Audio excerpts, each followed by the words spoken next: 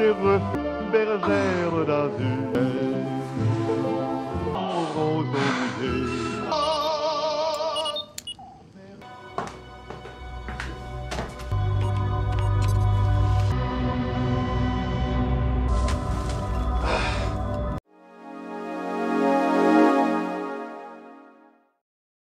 Selamat siang semuanya, apa kabar hari ini? Sehat? Kembali lagi di channel Lux Cinema. Kali ini kita akan menceritakan series Black Mirror, Season 6, Episode 3. Berkisah tentang dua astronot yang sedang menjalankan misi berbahaya dengan melibatkan teknologi tinggi. Mereka menghadapi konsekuensi dari tragedi yang tak bisa terbayangkan. Langsung saja kita bahas alur cerita filmnya yang berjudul Beyond the Sea.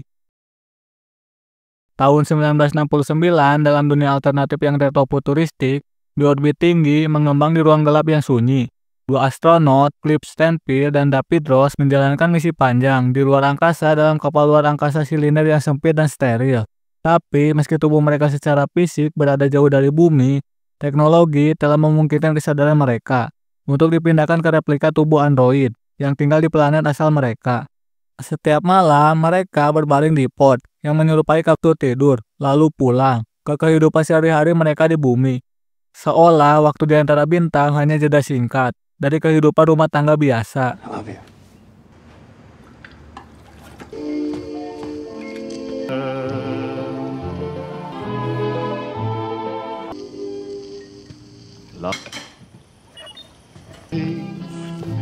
Le nom I have to go. d'amour, la mer.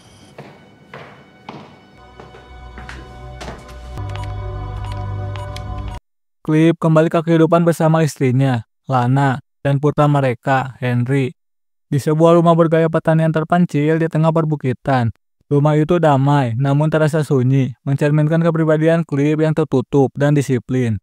Di sisi lain, David tinggal bersama istri dan dua anaknya di rumah artistik di hutan California yang subur, penuh cahaya alami dengan dinding lukisan dan suasana hangat. Tidak seperti Cliff, David tampak menikmati sepenuhnya waktu di bumi. Ia berbicara hangat dengan istrinya, melukis, bersengkrama dengan anak-anak, dan memandangi langit malam yang indah. Interaksi terasa lebih manusiawi, penuh kasih, dan tak terburu-buru. Dunia David terasa hidup, sementara dunia Cliff seperti rutinitas tanpa pelarian. Hey. Henry was here.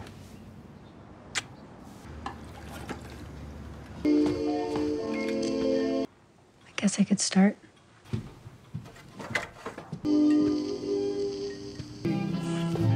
Le nom c'est mon cœur. Lord bless us in these thy gifts which La mer, ces blancs moutons, la mer. Amen. Amen. Qu'on va dans la mer, voyez aux osiers.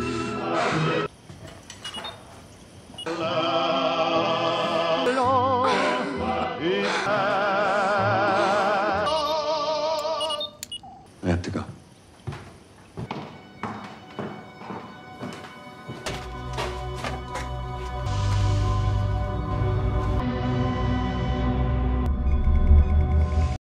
Namun, harmoni ini segera terkoyak. Suatu malam, saat David tengah berada di tubuh androidnya, sekelompok orang asing masuk ke rumahnya. Mereka adalah sekelompok kultus radikal yang membenci teknologi. Tanpa peringatan, mereka memaksa masuk, mengikat keluarganya, dan menyiksa mereka. David yang terjebak di dalam tubuh replika itu tak bisa berbuat apa-apa, kecuali menyaksikan horor itu terjadi di hadapannya. Tubuh androidnya pun dihancurkan secara brutal, membuat koneksi antara tubuh aslinya dan replika terputus. Saat kesadarannya kembali ke kapal, ia terbangun dengan napas tersenggal. Namun semuanya telah terlambat. Keluarganya tewas, rumahnya hangus, dan yang lebih menyakitkan, ia tidak punya cara untuk kembali ke bumi. Fuck. Get his family.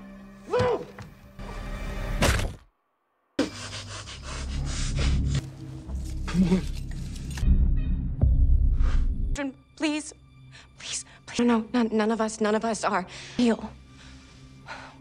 You're real. Sugar is right in nature. Single image walks the earth. Combination. Defying nature must, and yes, Please.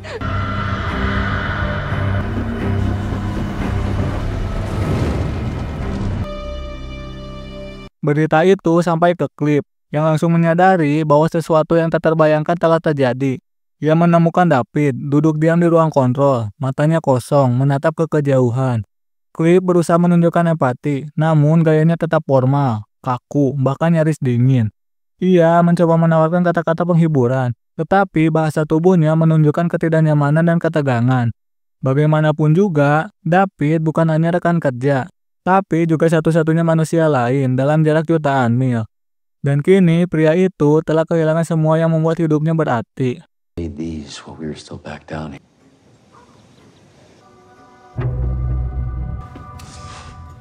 So, Be beside the still waters.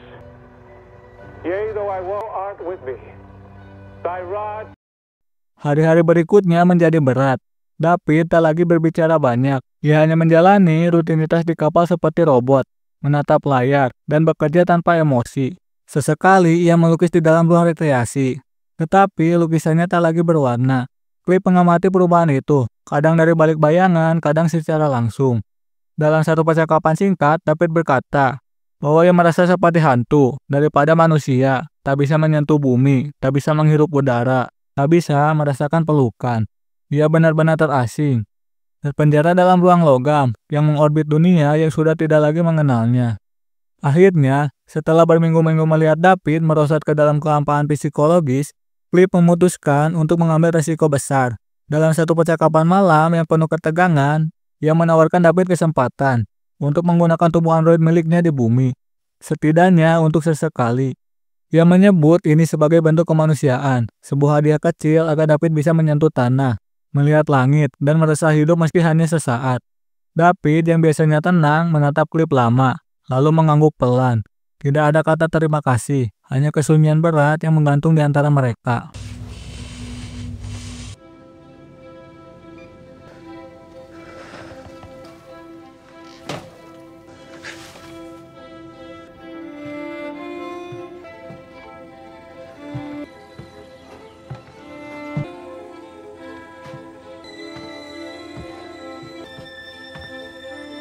Untuk pertama kalinya sejak tragedi yang merenggut segalanya, David kembali bernapas di bumi. Ia membuka matanya di tubuh Cliff, berdiri di rumah pertanian yang asing, namun terasa nyata, dan menyambut matahari pagi yang hangat.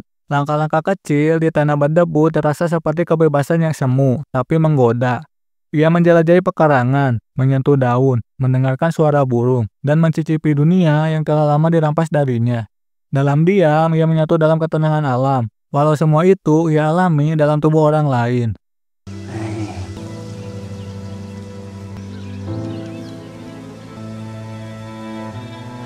Clear. I forgot.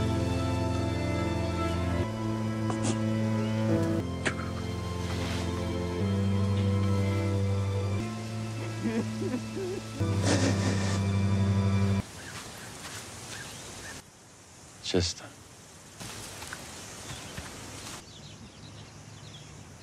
Lana, istri Cliff, menyadari ada sesuatu yang berbeda.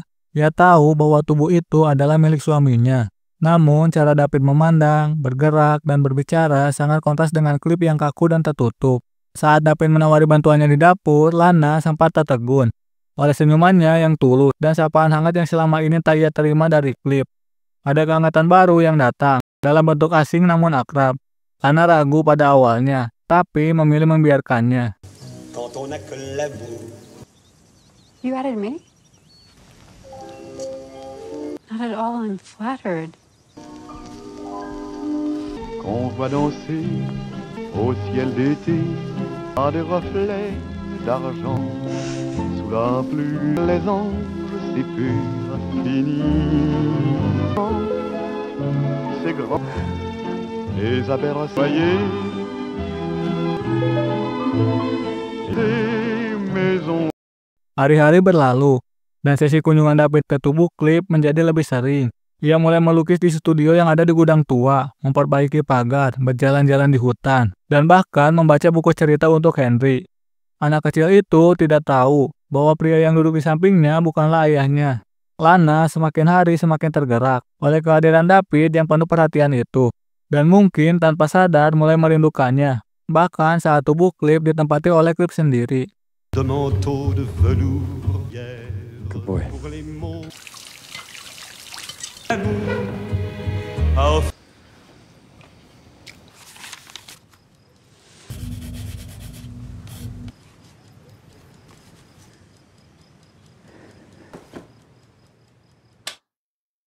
Kekhawatiran itu tumbuh menjadi kecemburuan halus ketika Lana dalam kehidupan nyata tampak lebih hidup saat bersama David. Ia menjadi lebih ceria, lebih banyak berbicara, bahkan tertawa. Cliff tak lagi mengenali rumah sendiri, bahkan dari kejauhan melalui kamera onboard. Ia merasa terancam, bukan hanya oleh kehadiran David, tapi oleh kemungkinan bahwa kehidupan yang ia tinggalkan setiap malam mulai bergeser ke orbit lain. Dan saat ia memberitahu Lana bahwa sesi kunjungan David akan dikurangi, Lana tidak menyembunyikan kekecewaannya. David wants to finish the painting. Just let. I will come up with some.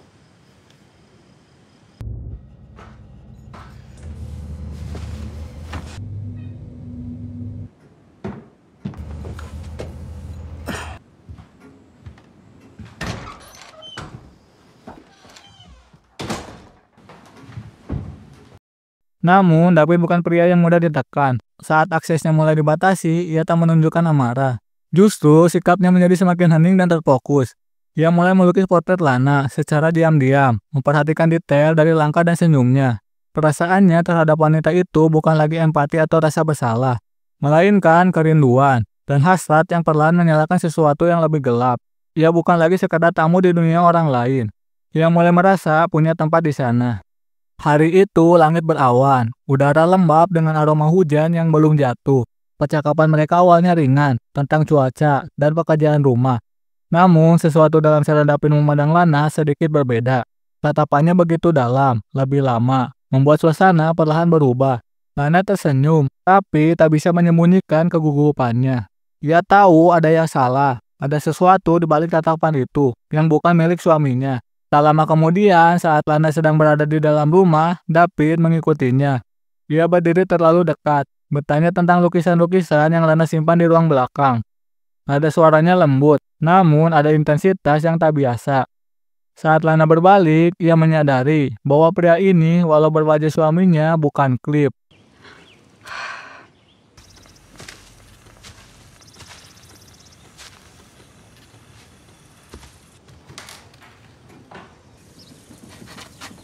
Go.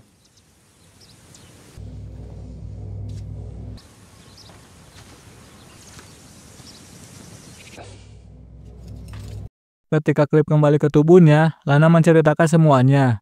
Ia menangis bukan karena takut, tapi karena merasa dihancurkan oleh pria yang tak pernah ia izinkan masuk ke dalam hatinya. Cliff mendengar cerita itu dengan rahang mengeras, matanya tak bergerak, hanya menatap keluar jendela seolah sedang merancang sesuatu. Tell me what happened. truth. Give me the.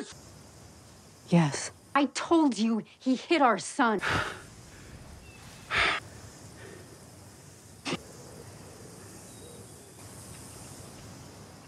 I'm lonely.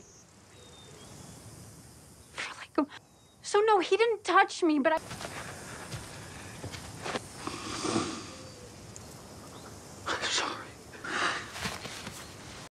Saat ia kembali ke kapal luar angkasa, suasana menjadi dingin. Ia tidak berkata sepatah kata pun kepada David. Yang ia lakukan hanyalah bekerja diam-diam, menghindari kontak mata.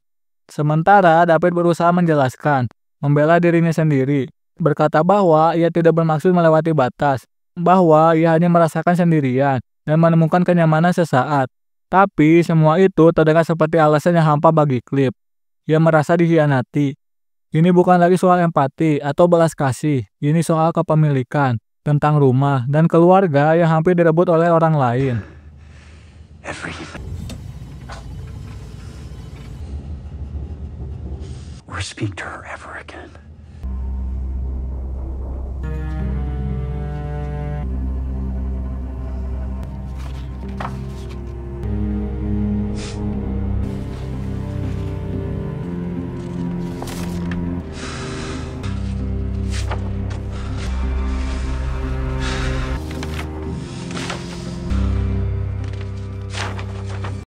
David mulai berubah. Ia tak lagi melukis. Ia berhenti bicara. Wajahnya menjadi kosong seperti patung.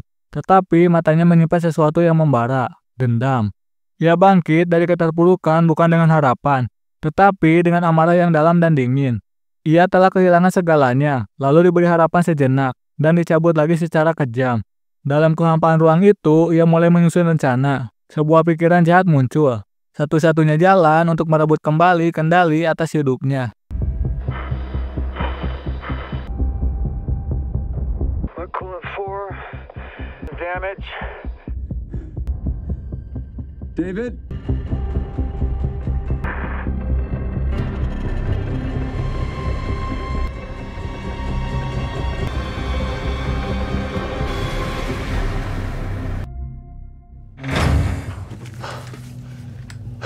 Dengan hati gemetar, Cliff akhirnya mendapatkan kembali akses ke sistem dan kembali ke tubuh androidnya di bumi. Ia mendapati rumahnya senyap, tak ada suara anak, tak ada langkah kaki istrinya. Di dalam rumah, ia menemukan mayat Lana dan Henry, terbaring kaku, dingin, dan tak bernyawa. David telah membalas dendam. Ia mengambil dari Cliff apa yang pernah diambil darinya. Keluarga, cinta, dan rasa memiliki. Tak ada pesan, tak ada penjelasan. Hanya kehampaan yang berbicara lebih keras daripada apapun. Cliff jatuh berlutut, tubuh androidnya terguncang. Ia menatap langit dari balik jendela rumah. Langit biru cerah, yang terasa seperti ironi dari kehancuran yang tak bisa dibatalkan. Ia telah kehilangan segalanya. Tak ada jalan kembali ke kehidupan sebelumnya. Tak ada cinta di rumah. Ia terjebak, baik di angkasa maupun di bumi. Dalam tubuh yang bukan lagi punya siapa-siapa.